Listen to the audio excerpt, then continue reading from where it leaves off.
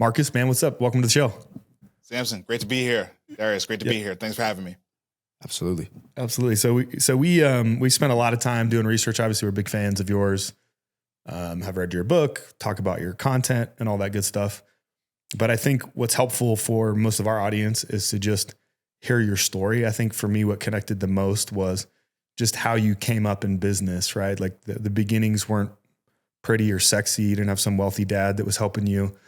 You got this hip hop background, this like gritty background that's necessary to be an entrepreneur. And then today you're an author, you're fund manager, you're a podcaster. I mean, who knows what else you got going on? Hopefully we can unpack some of that today. Jiu-jitsu blue belt, family man. Yeah. So the whole nine. So, but we'd love to go kind of way back to how you came up and then how you got to where you're at today. Yeah, great. So I was born and raised in Brooklyn, New York, and born in 1975.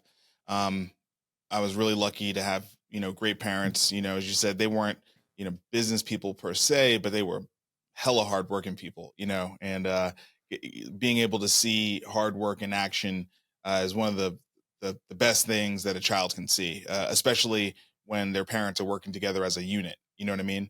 And so I was really fortunate to have a super hardworking dad he was a corrections officer, and then he retired from that field, and then he went to the post office and then retired from that.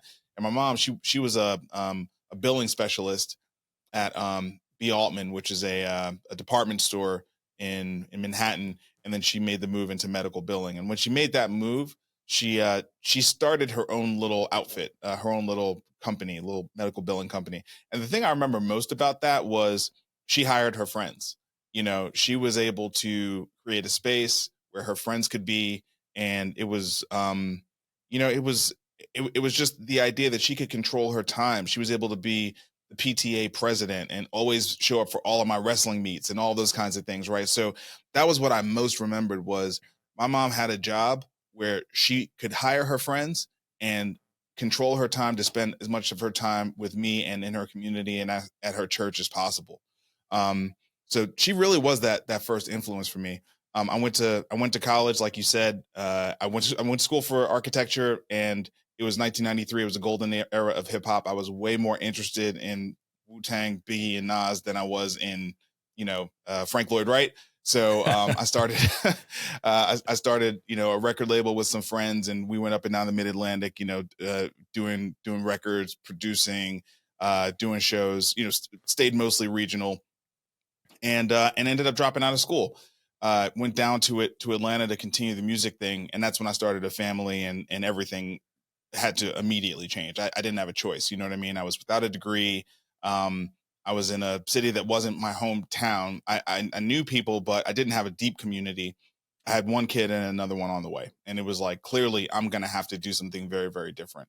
My wife at the time, she grew up in Nashville. We moved to Nashville, Tennessee. That was Labor Day 2000. Started waiting tables. And the big transition for me was teaching myself how to code. 2000 was the .com boom. Watching TV, you would see kids riding skateboards and inside of offices, programming websites, making $100,000 a year. And I was like, man, if they can do that, I can do that as well. So I taught myself basic web programming, got a job in April of 2001.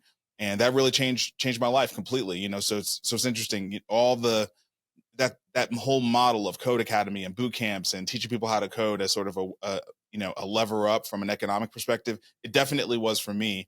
And that framework of learning coding introduced me into the technology world, and that put me in an environment where I was able to learn business through osmosis, through watching it and through participating in it, but really at the lowest levels. I was building software for other people. I got really lucky. I actually just had coffee with them. I was really lucky in 2003 through my programming career. I became the 5th employee at a startup. Startup was called Emma. It was an email marketing company at sort of the dawn of email marketing. Just like for frame of reference, MailChimp didn't exist yet. So it was very, very early in that whole movement. And I got to build the platform there, and I got to watch the co-founders of that company, Clint Smith and Will Weaver. I got to watch them build the business and build a team and build a brand and work on the financing and work on pricing and work on scaling. And I was just basically right under their wing. You know, I was their main guy leading all the technology, but I had mentors that showed me how business is done, showed me how startups grow. I stayed with them for 4 years. We grew that business. By the time I left, we were doing, you know, about 20 million a year. And then I left and I started this career that I have today, which is sort of half entrepreneurial and half venture capital based. You know, so today I run a healthcare venture firm called Jumpstart Health Investors with a couple of partners. I run a fund on that platform called Jumpstart Nova. It's a $55 million fund. Our fund one invested in Black founded and led healthcare companies across the country. And yeah, I'm passionate about the power of entrepreneurship, passionate about the power of technology. Clearly you guys are as well, you know, doing podcasts and with the business that you have and getting this message out, man, getting this message out to people that, you know, if you're willing to build those baseline skills, whether it be technology or sales or marketing or ops or finance, if you're willing to build out those skills, there's huge upside opportunity for you in this economy, especially this massively changing economy that we're entering right now. 100%. Man, lots to unpack there.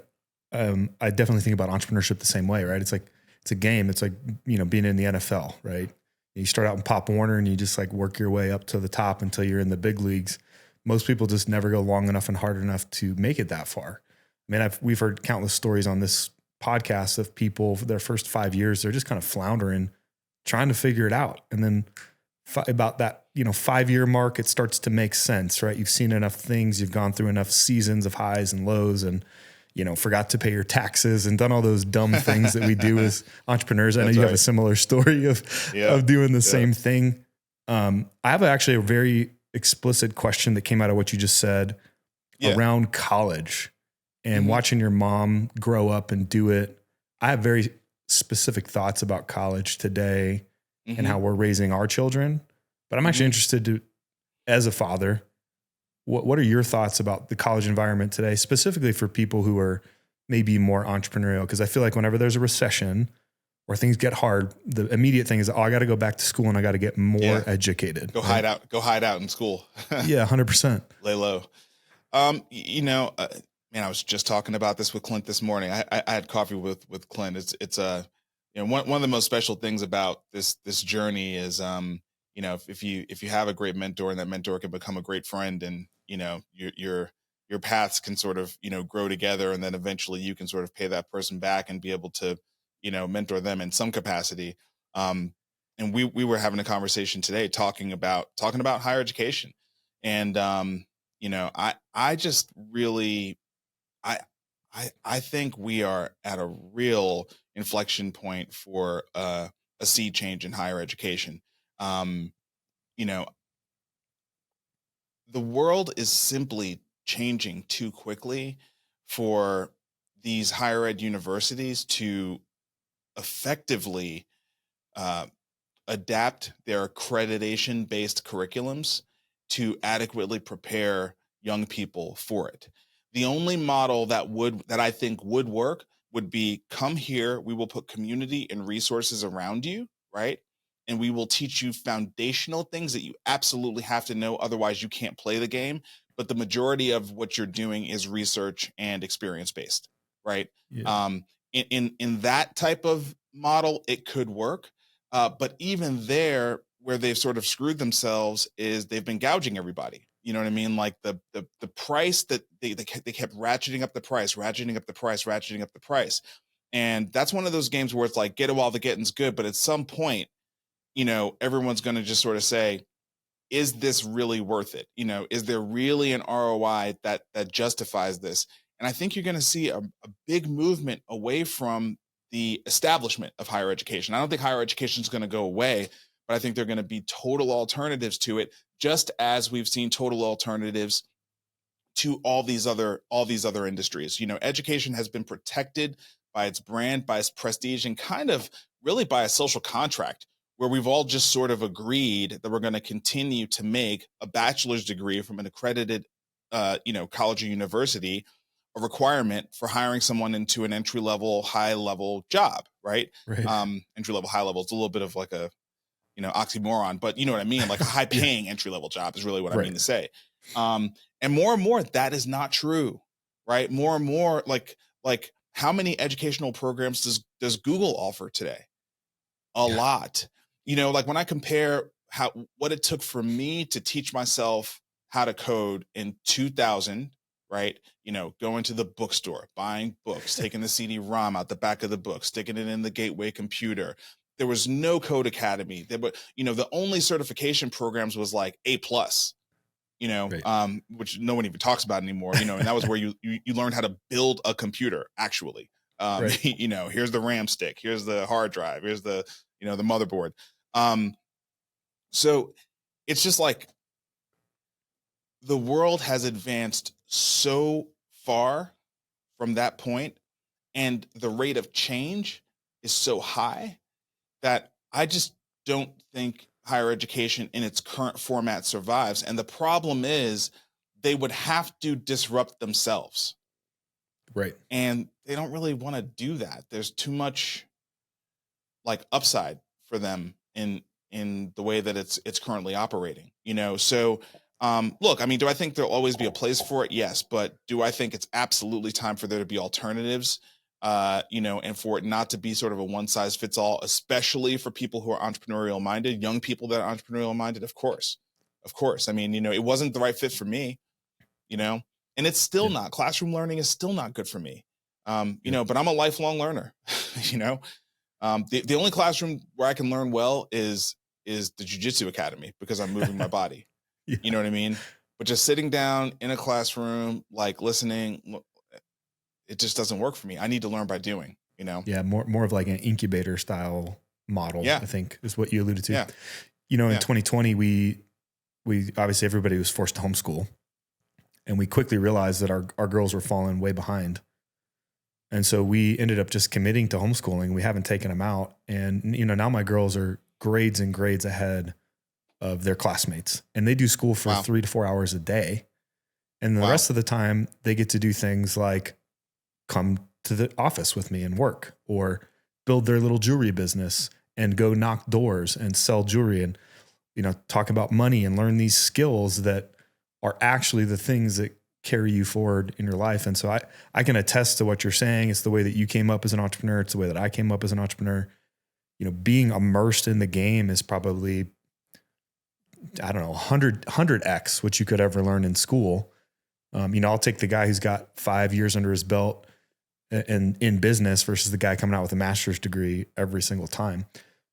Specifically, when you were on your journey, what were a couple maybe big takeaways that you took away, kind of being an entrepreneur inside of a fast growing startup, that you think everybody should be kind of paying attention to, those like core lessons as an entrepreneur to save them the pain so they can more quickly go to profits? Oh boy. Gosh. Well, Emma was, especially for Nashville, Tennessee, a city that at that time did not have a lot of technology companies. I mean, Emma was its own little rocket ship. And so, I think a lot of the real hard lessons that I would prioritize, I maybe didn't learn there because, they didn't have a lot of issues, quite frankly. I mean, they had issues, but it was almost always a successful company. I guess what I would say is I learned how important it is to invest deeply on the front end and be relentless in establishing and protecting your culture. That was one thing. I mean, I remember they, like, back before anyone was even talking about it, like those guys like wrote a manual called the Emma Bible. And it was like, this is the way we are as a company, with ourselves and with our customers and out in the world, like even to the degree of like how we as a company show up to, support our community. Right.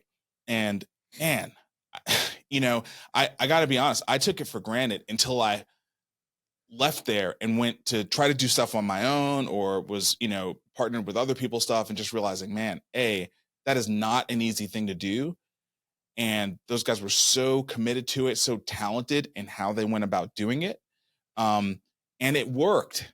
It's like you put that front end effort in, it impacts your hiring process, which then impacts the way that your company actually operates, and it helps resolve conflicts, because it sort of defines how we are and how we show up. And so when usually conflict comes out of being out of alignment with your values, right? That's usually, if it's a debate of ideas is not really the same thing as conflict. You know what I mean?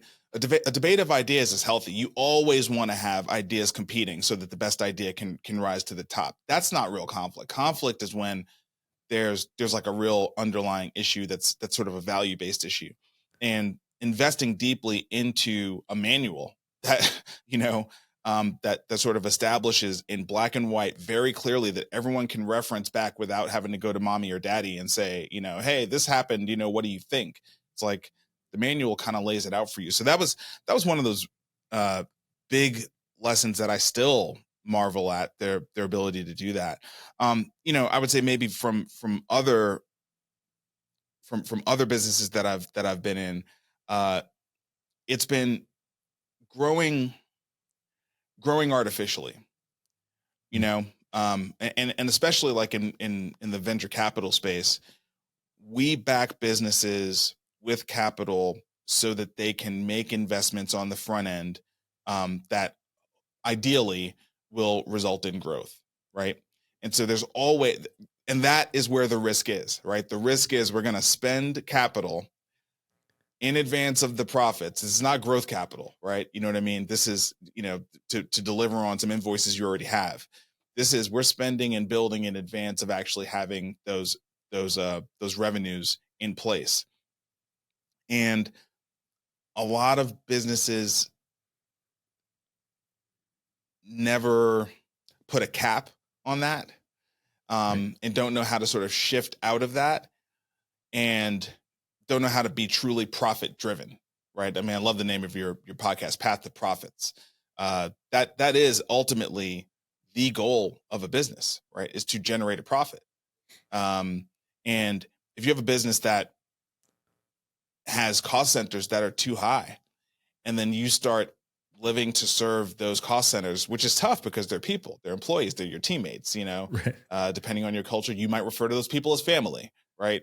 But when you prioritize or focus on that in front of profits instead of profits, you're on a fast path to death, and that's why most companies die, right? I mean, most companies die because of lack of profit.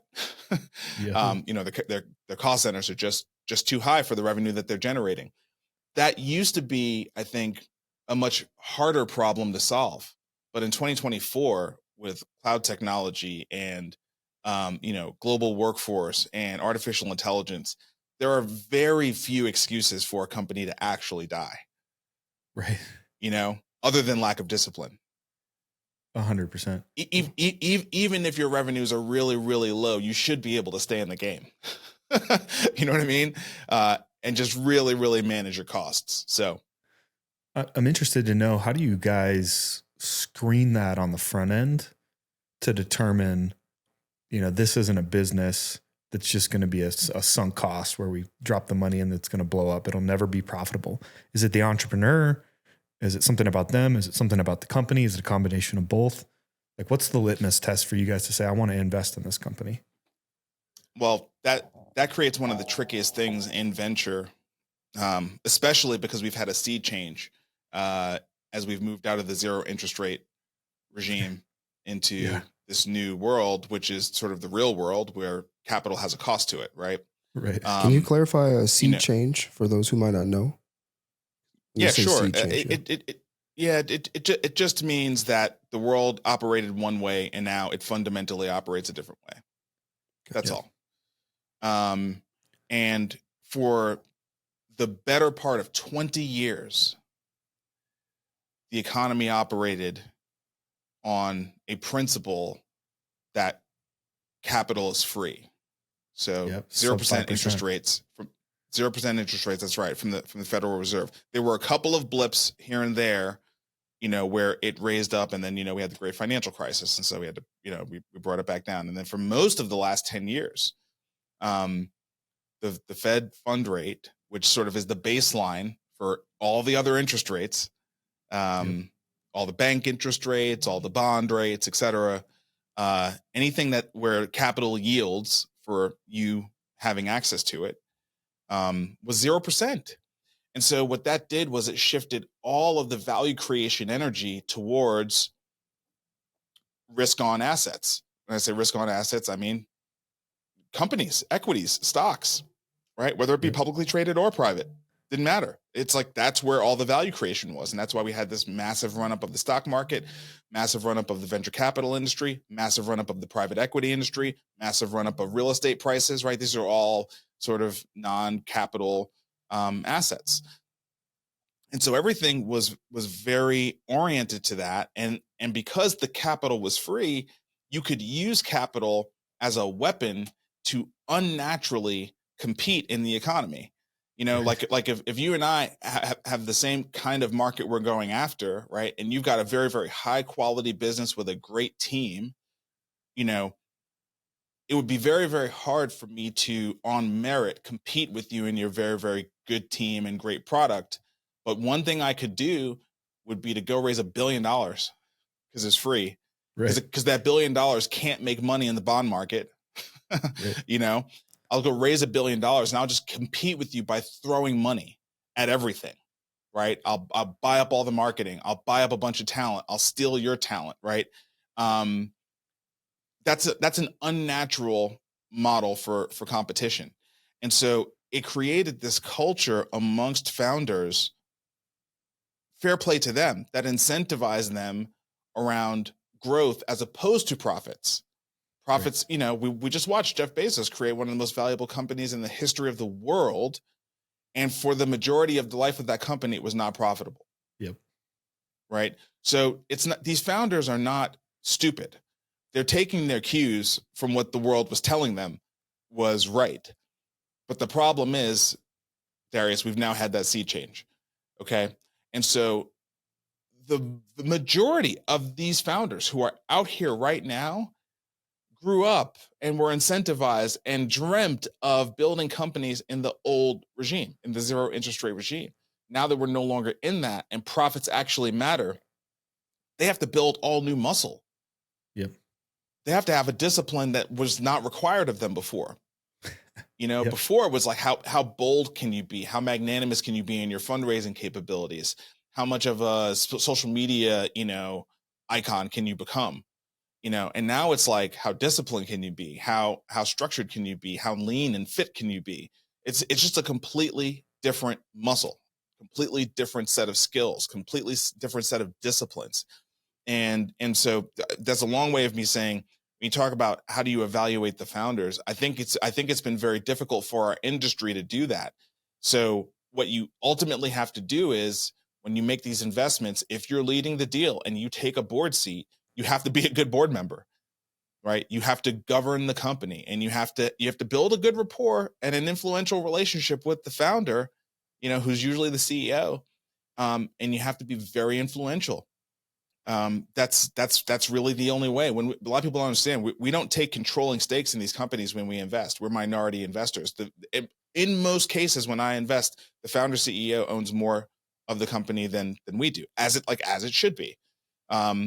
It's too early for us to take a controlling stake. There's still way more value to be created. But they have to be coachable. They have to listen, you know? And so that's a lot of it. And the truth is, you can say whatever you want about figuring that out ahead of time. Almost the only way to know it ahead of time is if you've worked with them before. If you've never worked with them before, you will learn as you work with them. That's the truth. And you just have to sort of measure how much risk you're willing to take at a time, you know, when you're making those investments. Yeah. So, go ahead. So, you know, you mentioned as a result of the sea change, the need for entrepreneurs to be lean, disciplined. You know, I would say in a way, almost boring contrast to the sexified version of what entrepreneurs are. So one of my questions would be, in your own life running businesses, what's been either the regular habit or the structural disciplines that you've enacted to keep you on this path of finding entrepreneurial success when you're thinking about this new game of entrepreneurship? Ben Horowitz wrote a book called The Hard Thing About Hard Things. I think the very best thing about that book is the title. Like, these are hard things, you know? I mean, when we talk about layoffs, that's actually the job. That's the job. So, you know, I don't want to put it back to you for a second, but just to make sure we're talking about the question in the correct context. The things that you do are you take care of yourself and you find courage. Yeah. Because you have to do hard things. Agreed. Yeah. I mean, I would echo that I would just say that the game has shifted, I think, to can you self-fund?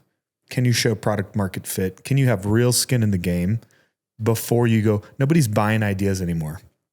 They're buying real businesses that have real success. So that's an easy way to signal to the market that, like, hey, we have discipline. We've done this. We've bootstrapped this. We've taken it to where it is today. It's profitable today, or maybe not, but we've at least shown that we're willing to put our neck on the line before we come knocking on your door for some money and some capital. Yeah. Listen, capital's not free anymore. Nope. Capital has options on where it can go. And that has impact on us as venture capitalists too. You know, like we're not the only game in town anymore. And when there are other places to, you know, here's what's really interesting.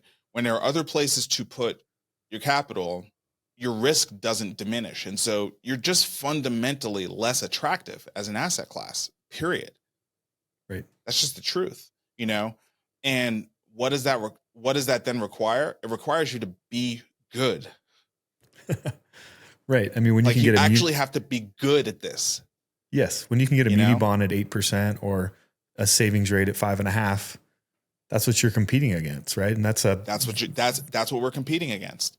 And people are like, why should I take that risk? Tell me why I should take that risk. Right. And look, I think with the exception of crypto, venture capital still has the highest potential for returns, right? Still has the highest potential for returns. But also you can lose it. You know what I mean? This is a risk on asset class, and results greatly vary based on manager quality. Fund manager quality. 100%. Right. So you got to be good. That's the bottom line. You got to be good in this space. How many companies have you guys invested in the existing fund? We did 12 companies in the fund that I'm currently managing, and we're done. So that would be considered by many to be a fairly concentrated fund. That's not a very diverse fund in terms of the number of companies we have in it. 12 companies, and we did that. We actually, when we set out to when we did the construction model for the fund, we actually thought we would do more like 15 to 16 deals. But what we found out was that the capital markets were contracting, and it was going to be harder for a lot of these companies to graduate from seed to Series A deals. The venture capital markets just totally collapsed in 2023. I mean, you know, the number of deals done, far more than half of what was done in the previous year. The sizes of the rounds cut down. The valuations really cut down, especially as you got into the later stages. You know, your Series C's and later. I mean, those valuations were cut by more than 50% on average. Yeah. So it was just a tougher capital market, and we had to decide to be more conservative in our follow-on investing allocation, you know, to continue to support those companies, especially the ones we believe could have a great chance of making it to the next level. And so instead of doing 3 more deals, we sort of held back that capital to be able to ensure that we could support our portfolio. Roger that. All right, I got 3 questions for you. I'm going to shift gears a little bit. And my first question is, with your hip hop background, being an MC, when is the last time you freestyled or wrote a song?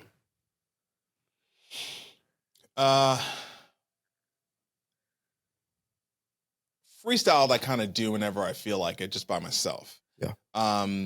Wrote a song. It's probably been 2 or 3 years. It's probably been 2 or 3 years. Roger that. I feel like Andre 3000 when he came out, with his Flutes album, and he was like, what am I going to talk about? Getting a colonoscopy, you know what I mean? Like I feel like he said what I've been thinking for a long time, which is, the creative energy doesn't go away and the love for hip hop doesn't go away, but there's something physiologically and chemically in the brain that happens in that sort of adolescence, young adult window of your life, where music just lands differently, and it has a different meaning, it has a different shape, it resonates, it creates different memories in that time frame than it does later in your life. Like I would be way more excited to write 2 books than I would be to create 2 albums today. You know what I mean? Like this is just where my head and my heart is at. So you don't lose your creative, you don't lose your passion for creativity. It's just the format for sure changes. You know what I mean? The format for sure changes. And I'm happy. I'm happy for there to be a continuation of the art form, and for new generations to take it in different places and make it relevant and special and unique for their generation. You know what I mean? Yeah. Well, second question, irrespective of genre, what are some of your favorite albums that you say those are my all-time favorites? Like I still occasionally listen today in my 40s. Jay-Z, The Blueprint. I think it's a near perfect album. I was just listening to Renegade the other day, actually. It's a near, and honestly, credit to Kanye, man. Kanye and Just Blaze, man. It's more the production than it is Jay, actually. That album it's near perfectly produced. It's really something else. It's really something else. That is probably my one. No, actually, Nas Illmatic would be the other one. Those are kind of my 2 that I like go back to and listen to, and I'm like, it's still incredible. It's still like exactly as incredible as I thought it was when I was that age and I was listening to it. A lot of other things do not hold for me and that's in the way that those 2 albums happen to. Even some of the greatest, like 36 Chambers. What else I put in there? I probably put Ready to Die in that category. When I go back and I listen, it's like they're really, really, really, really dope, and I can hear what was so special about them in that time. As opposed to them really having a timeless quality to them. The Jay-Z, Blueprint and Nas Illmatic for me as a hip hop head have a really crazy timeless quality to them, and are also like consistently good all the way through. Yeah. Side note before your next question, have you seen the Nas Illmatic documentary that came out like recently? No. You need to thanks for watch reminding me. I need to go watch it. It's so good. I mean, I need to watch it. How those guys came up is like, wow. Life was. It's just such a moment in time. Yeah. You know what I mean? It just was such a moment in time. I was listening to Rick Rubin's Tetragrammaton podcast. He interviewed Nick Cave, and they had a. By the way, that podcast is unbelievable. It's so good. Tetragrammaton is so good. And they were just talking about music and music production, and I just found Nick Cave's comments on it, on music, on its timeliness, on age, on like how in certain eras they got sloppy with the editing, to really just be reflective of these unique windows in time. And I don't think they're specific to music. So for example, in technology, right? I think 2007 was this like seminal year of technology. It was now for me. Now, of course, I have my own personal anecdotes for that. It was the first year I went to South by Southwest. It was before South by Southwest became South by Southwest. Twitter effectively launched at that South by Southwest. You had Zuckerberg and Vaynerchuk and all those guys sort of at that event. 2007 is when the iPhone launched. 2007 is when Amazon Web Services became like real and legitimate. So like I can look back at that year and say, it's the year when the iPhone and social networking and cloud technology all came on the scene. 1 year, right? And that's literally the entire world we live in today is that world, is the world that year created, you know? And I look at 2023 kind of similarly, honestly. I think Gen AI, it's not the only form of AI that will totally change the world, but it's the one that woke us up. You know, it's the one that woke us up to the fact that we are now in the era of artificial intelligence. And now everything will go much faster because a bunch of smart people will start dedicating their lives to it. Right. Right. And so there are these just catalytic windows of time, years, where everything changes. And it's important to recognize that. Well, speaking of everything changing, I read that one of the things your mom told you growing up is you can be anything, whatever you want it to be. Like she instilled that in you. And when we talk about a world that's changing, I see from my seat really a generation of young men that are somewhat hopeless and aren't necessarily being poured into. So one of the questions I would say is, how do we begin to inject a message of hope, opportunity, realizing that a changed world is a world that has a lot of opportunity for people who would jump into it? How do we begin to inject that into young men today, but even more specifically into young Black men? Because the message is like, it's not that. It's like, go do whatever you want without thinking of consequence, indulge, and be dull to actually what's happening around you. Yeah, I think the answer to that is the same as it's always been, which is, start with yourself. So, if you look at this podcast that you all are doing, I mean, this is it. The battleground is the phone. This is the battleground now, right? You know what I mean? You want to have the broadest influence that you could possibly have. It's actually kind of amazing. We never had broadcast capabilities like this before. If you think back to, the 60s and the 70s, it's like, how did movements start? They had to do pamphlets and they had to create newspapers and then print them and get them distributed and blah, blah, blah. Like I remember, growing up and seeing The Final Call, for example, like, in my neighborhood, and that being the first time I saw like a totally Black oriented, perspective on the world, like fully. But it had to come in the form of a newspaper. You know what I mean? Now, like, you can get to them through this, but it's a battleground, right? I mean, you're up against everything else. A lot of things. Yeah, a lot of things, right? And so, it's really so then it gets back to, okay, how effective are you?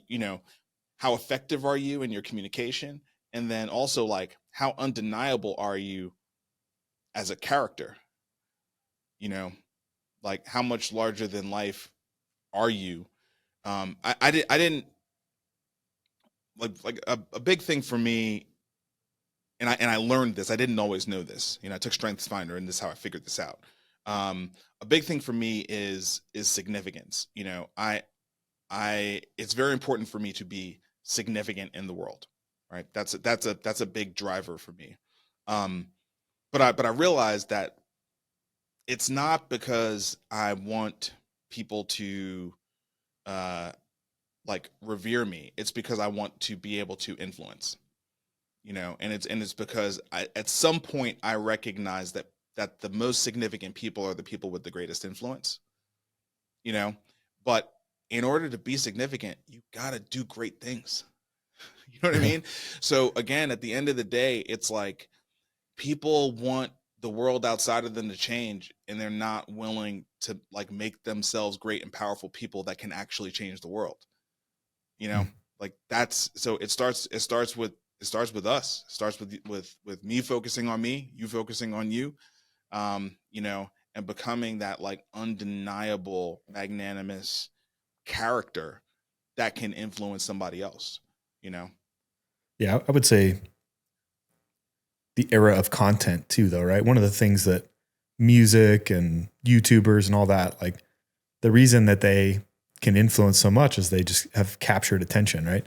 And I'm with you too, like building a business to make impact and leave a legacy that lasts beyond you is where we're at. But you definitely can't do that if you're playing small or you're not committed to creating content and doing these things. It's just necessary for kind of where we're going. And we need more successful people like yourself, like us, to step up and say, hey, I'm willing to share it, put it out there, you know, put a book out, share the world with what I have and the knowledge that I have, and go into those places. You know, I grew up similar to you, strong blue collar family. Money was hard to come by. We replaced that with hard work.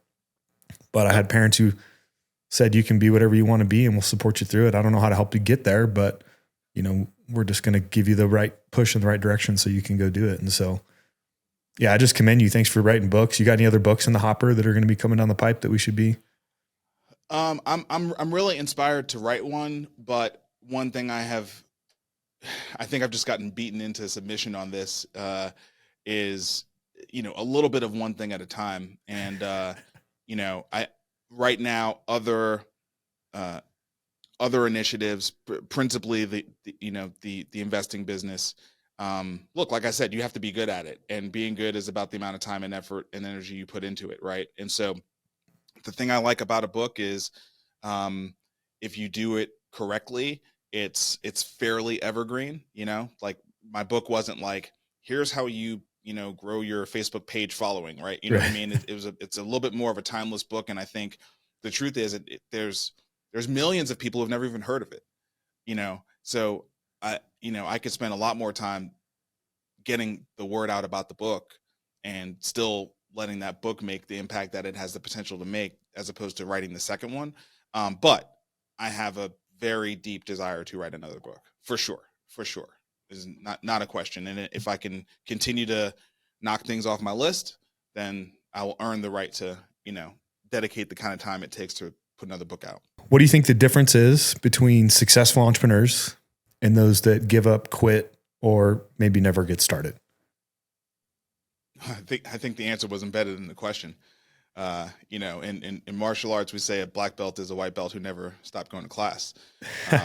You know, like entrepreneurship is a career. And if you're truly dedicated to the career, you will get better at it. You'll get better. You'll develop your skills. And the more you develop your skills, the more competitive you will be. It's a competitive space, you know, so you don't just get to win because you're in it. You know, there's no participation trophies in entrepreneurship. Thank God. You know, your participation trophy is the hard-earned lessons, that you get that level you up and your ability to do it and make you, you know, stronger, every time you go back at it. So yeah, it's what is your endurance? You know, what's your capacity to deal with, hard times? That's it. You know, are you willing to stick with it? And do you believe you can be successful or not? That's it. You know? Love that. All right, Marcus, man, thank you for being here. If you guys don't have the book, Create and Orchestrate, we'll put the link directly in the comments so you guys can go straight to it. Highly recommend the book. We had it on our 2023 Entrepreneurial MBA list. I think chapter 1 alone will shift your paradigm on business. Yep. And we appreciate you. And until next time, maybe we can come out your way next time, come out to Nashville, put some eyes on what you got going on, collect some content and do it again. Would love that. My office is a studio. So if you guys want to come out, we'll record right from here. No problem. Let's go. All right, man. Well, take care. Have a great day. All right, gentlemen. See Have a ya. good one. Peace.